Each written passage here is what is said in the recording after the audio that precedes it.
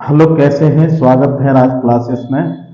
आज BSc based में अगला लेक्चर स्टार्ट करते हैं। ठीक है, पिछले लेक्चर में हमने वॉल्यूम ऑफ अ सरफेस तक डिस्कस कर दिया था।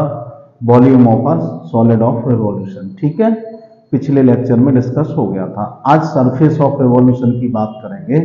ठीक है, सरफेस ऑफ रिवॉल्यूशन हम कैसे फाइंड करेंगे। तो सरफेस ऑफ रिवॉल्यूशन के लिए भी कार्टेशियन फॉर्म के लिए फॉर्मूला होता है हमारा। ठीक है, पैरामेट्रिक कोऑर्डिनेट के लिए, अब पैरामेट्रिक कर्व के लिए अलग होता है, पोलर के लिए अलग होता है।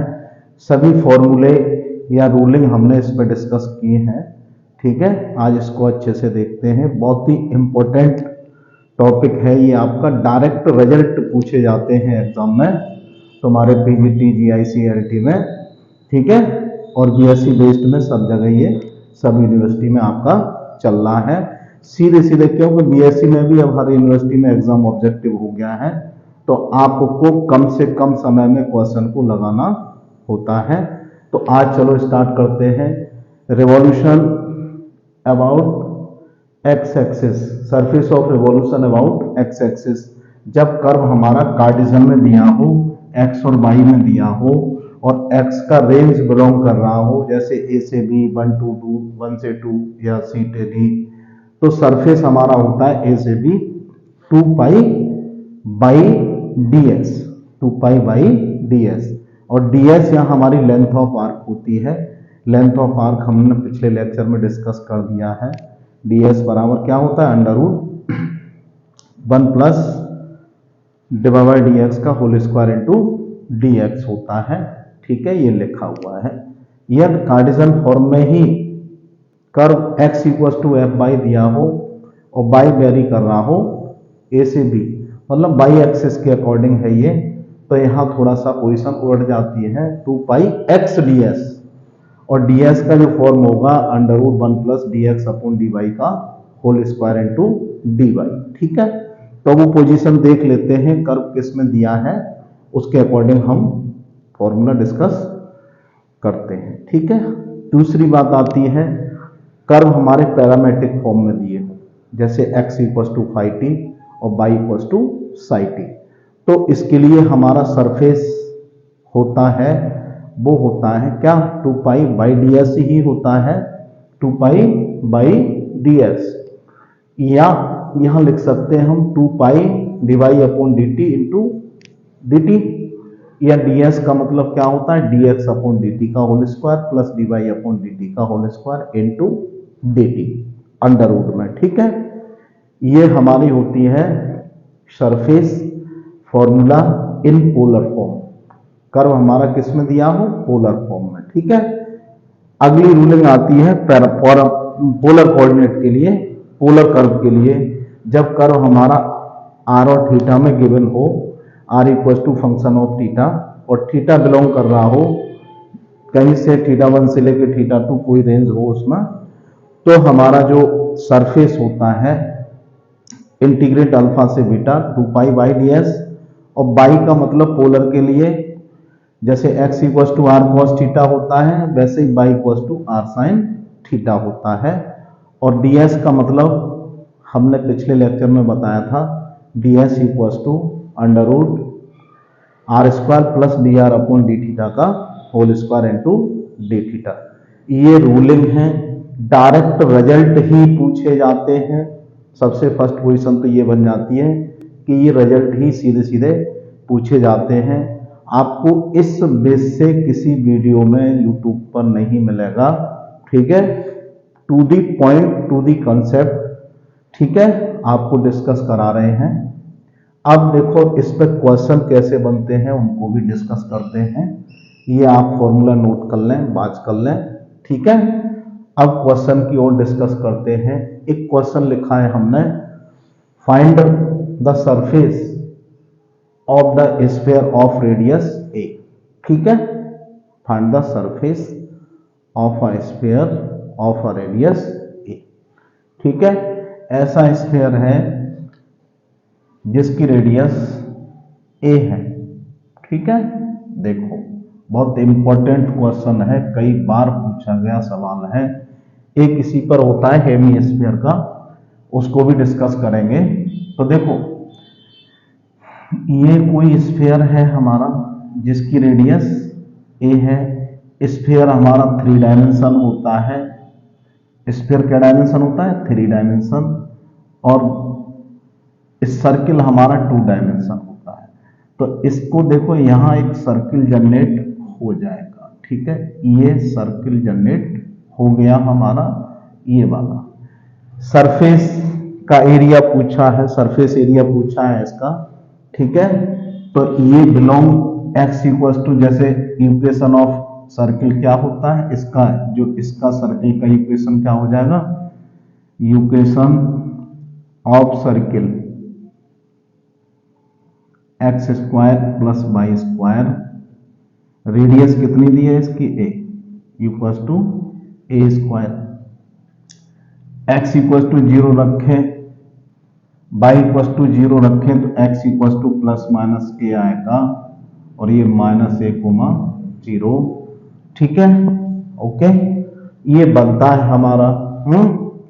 तो यहां पर सरफेस हमारा क्या होता है, surface equals to integrate, x belong कहां से कहां तक कर रहा है, एक्स बिलोंग कर रहा है माइनस ए से, थोड़ा सा इरेज कर देते हैं, माइनस ए से ए, ठीक है।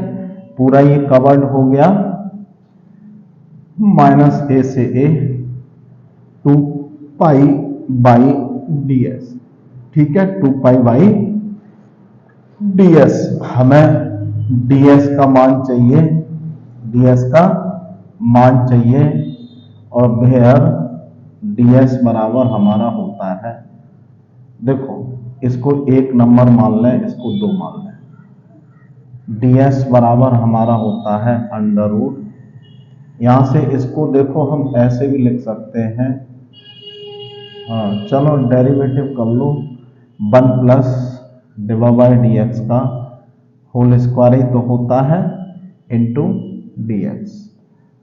तो इसके डेरिवेटिव की हमें जरूरत पड़ेगी, तो इसका डिफरेंशिएशन देखो हमने बता दिया है, इसका derivative 2x plus 2y divide by D X equals to 0। तो यहां से डिवाइड बाई डी एक्स तुम्हारा क्या बन जाएगा, माइनस एक्स अपॉन वाई बन जाएगा। तो यहां भर दें माइनस एक्स अपॉन वाई का स्क्वायर, और ये डी एक्स, एलसीएम ले लें, तो ये x square plus y square upon y square, और ये D x square plus y square की जगह ए स्क्वायर भर दें, a square upon y square, ठीक है। फ्रॉम फर्स्ट लिख देना यहाँ। तो ये क्या बन गया हमारा, ए अपॉन वाई, और ये डी एक्स और रह गया इसमें डी एक्स, ठीक है। डी, ये ऐसे हो जाएगा, देखो क्या लिख देते हैं, under root a square upon y square D x, from first से लिखा है, और ये क्या बन जाएगा फिर, ये बन गया ए अपॉन वाई, और ये डी एक्स। ये मान इन सेकंड में भर दो, इन सेकंड में, ठीक है। आंसर आपको मिल जाएगा, ठीक है। देखो थोड़ा सा इरेज कर लेते हैं, थोड़ा सा आप इसका स्क्रीनशॉट ले लें, इधर से इरेज कर देते हैं, ठीक है।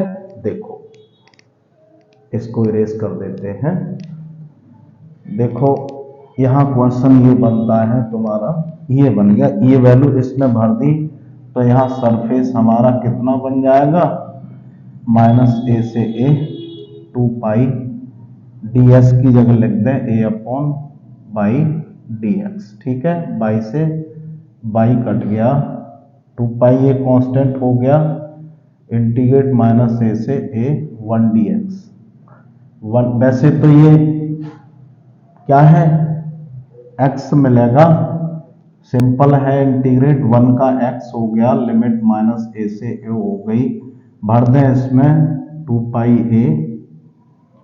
ए माइनस माइनस प्लस ए, तो ये 2πa इंटू 2a, तो ये क्या बन जाएगा 4πa²।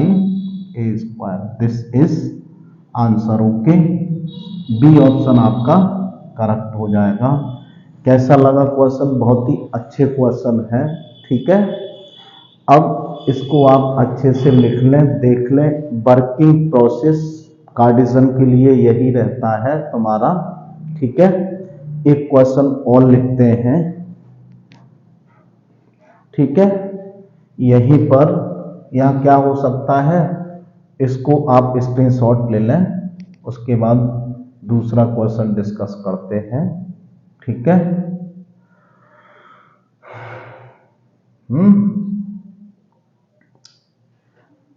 इसको इरेज करते हैं। ओके, तो देखो इसको इरेज किया। अब दूसरा क्वेश्चन हम लिखते हैं, find the surface of a hemisphere, hemisphere of radius a, hemisphere of radius a. Find the curve surface भी लिख सकते हो, curved, CURVED, curved surface, curved surface of a hemisphere of radius a. ठीक है, hemisphere इस तरह की बात होगी, हेमिस्फीयर ये सैडर्ड रीजन। ठीक है, इसको सेकंड क्वेश्चन मान लें, मोस्ट इंपॉर्टेंट क्वेश्चन है आपका। तो यहां पर क्या होगा, ये सेंटर हमारे 0 0 रहते हैं, तो हमारा बाकी कुछ नहीं चेंज होगा। इसमें क्या हो जाएगा, लिमिट 0 से a, लिमिट कितना हो जाएगा 0 से a, कर्व्ड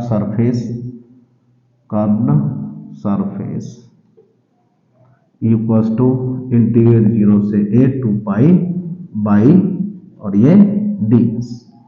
ठीक है, तो ये आ जाएगा 2π तो कांस्टेंट हो जाएगा 0 से, बाई का वैल्यू हमारा कितना, बाई तो है ही, और ds आया था a/बाई, और ये इससे ये गया, तो ये 2πa बाहर आ गया और 1 का x हो गया। यहाँ ऐसे बचेगा 0 से a और 1dx, तो 2πa 1 का x, लिमिट 0 से a, तो ये 2πa इंटू a, तो ये 2πa²। This is answer.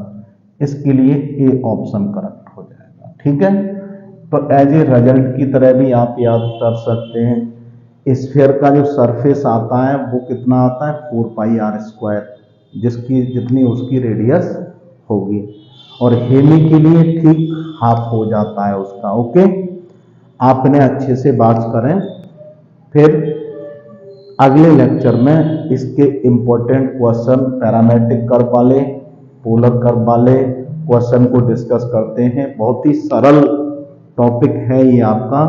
Direct question आपके आते हैं, find the surface of hemisphere, find the surface of sphere of radius a. ठीक है, तो आप इन्हें अच्छे से बात करें, फिर अगले लेक्चर में कुछ इंपॉर्टेंट क्वेश्चन के साथ मिलते हैं। ओके।